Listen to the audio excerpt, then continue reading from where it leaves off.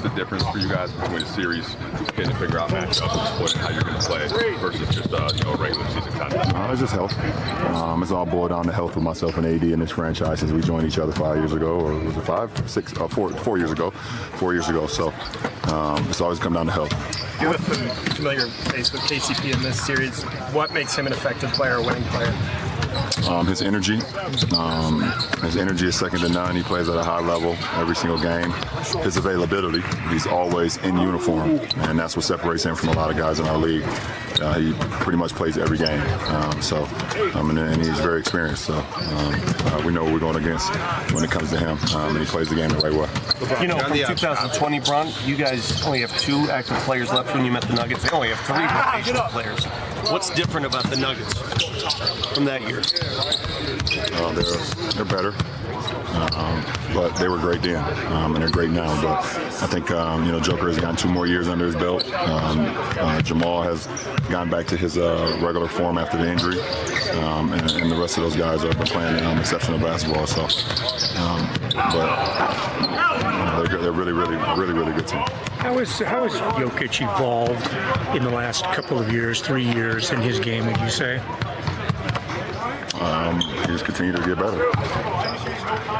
Beyond the obvious part, get 4 wins to win a series. How do you feel like going to Memphis and winning a game, going to San Francisco and winning a game, help you out in the first 2 rounds?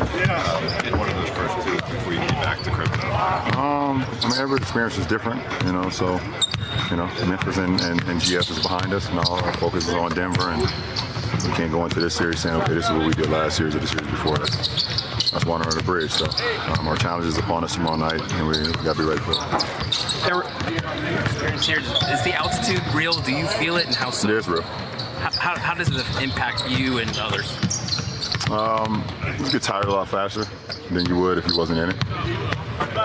In the first quarter, or is it throughout the game? It's pretty much in the first quarter, a little bit in the second. The good thing about a playoff series, you're here for a few days, so it's just like when you go from East Coast to West Coast and the time difference. Makes you just sleep up for a couple of days, but then you get adjusted to it. LeBron, you talked about kind of progressing through the different levels of the playoffs, level 1, level 2, level 3. But what's the biggest difference between level 3 and level 2 that you're trying to communicate to the guys? As hard as we thought level 2 was, it'll be even harder, this round. And that doesn't take anything away from GS because that was, I know I've had my battles with that franchise, so I know how hard it is. But as you continue to get up into the numbers, like you said, level 3 is just a very difficult challenge. Both teams are, one step away from having an opportunity to play for what they started in the beginning of the year, and that's to play for the Larry O'Brien Trophy. So it becomes very challenging. You guys have made a couple of big adjustments within the course of the series. Just wonder what it's been like for the staff to get in the film room. All right, this is what we saw on the floor in this game. How much of that are you and Darvin and the coaching staff going back and forth? That's what it's all about. Being able to make adjustments in between games and within the game as well. Because you come into a series, everyone knows everyone. It's not like you come in with new offensive sets and new defensive sets and things of that nature and new personnel. It's the same personnel that's been there, but being able to make adjustments, timely adjustments within the game, in between games is very helpful to both, for our ball club. Going up against Coach Malone. Lonnie, first time in this setting.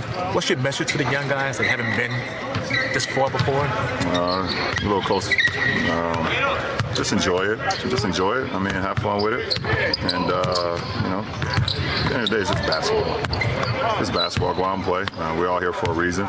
Obviously we got we got an opportunity to be great, and that's what we want to do. We want to, showcase why we should be here in the West Conference Finals and go out and perform at a high level. Going up against Coach Malone again. How much? Go out and perform at a high level. So this is a rematch of the 2020 bubble. The biggest difference, one of them is KCP was on the Lakers at that point. He's on the Nuggets now. But Jalen, when you're looking at this rematch, what do you see as the biggest difference? The biggest difference is the Joker wasn't a 2-time MVP at that point of his career. And also, he wasn't in consideration for being like one of the most dominant bigs that we have seen. Right. It's one thing to give us the 30-plus points. It's another thing to give us the triple-doubles to make people around you better.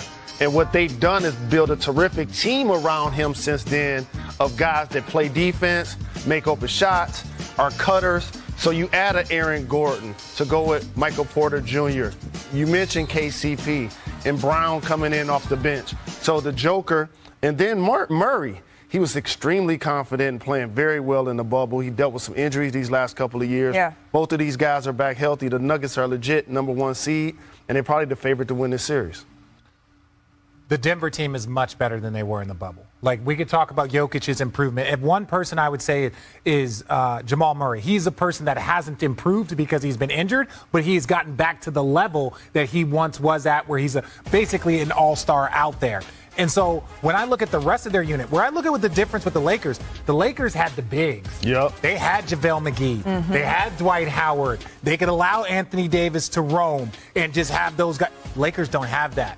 And so for me, the biggest question is who's going to guard Jokic, right? Because now you're like, okay, is it going to be Bron? Is it going to be Vanderbilt? Is it going to be AD? Because that's the biggest difference. I think this Denver team is better. I think they have more quality depth. When I look at this Laker team is very, very good. But one area in which they were able to really impact the series was their bigs. Dwight Howard was a lot bigger in that series than I think people give him credit for. JaVale McGee, they had depth big that allowed Dwight Howard to not play the 5, which we know he doesn't like to, play in the 4. And they don't have that right now. Safety AD. They do not have that. And so that to me is the biggest question when I watch this series, which is different from in 2020. Who is going to guard Jokic, and how are they going to guard him? That's, to me, is the biggest question in this series. We don't have to wait to hear those questions answered very long because it goes down tomorrow night. But I want to know what you all at home think. Who do you think is going to win the NBA championship? Who is going to hoist the Larry O'Brien trophy? Vote now. Hoist? Is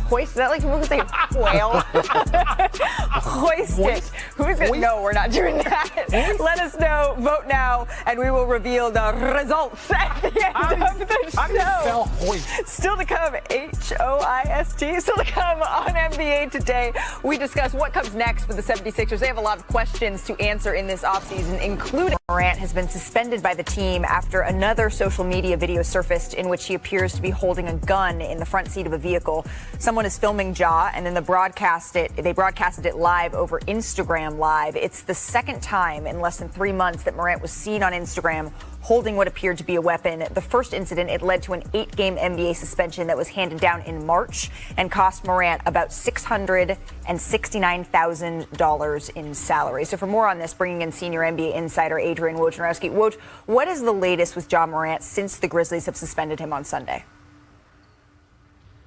Yeah, Malika, the NBA will start the process of determining the legitimacy of the video. That they'll certainly check and make sure that there wasn't some doctored element to it, that what everybody saw is what they saw, which is what appears to be a gun in Ja Morant's hand. And he's going to very likely face a significant suspension to start next season. I think there was a sense, in the league office with the Grizzlies around the league, that there was a level of leniency from Adam Silver with that 8-game suspension last season that really was only a 2-game suspension, retroactive based on the time he had already spent at that Florida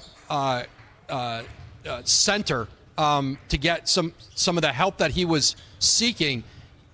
But Ja Morant went into the league office with Adam Silver, told him he understood the gravity of what he had done, that the impact that it had on the Grizzlies, on the league, and that his behavior, which extended with some poor decisions well beyond and before the incident in Denver 2+ months ago, that he was going to start behaving differently. And clearly that did not happen with this latest incident. And Ja Morant, very likely, is going to face a significant suspension to start next season that may, uproot certainly the start of the Grizzlies season. It's clear he had an impact last year on, I think, that team falling short of what it thought it might be in the postseason. But I don't think there's going to be, nearly the degree of compassion and understanding and benefit of the doubt from Adam Silver and the league office this time around. Potentially a hefty suspension that we could see here, Woj, as we bring Richard Jefferson and Jalen Rose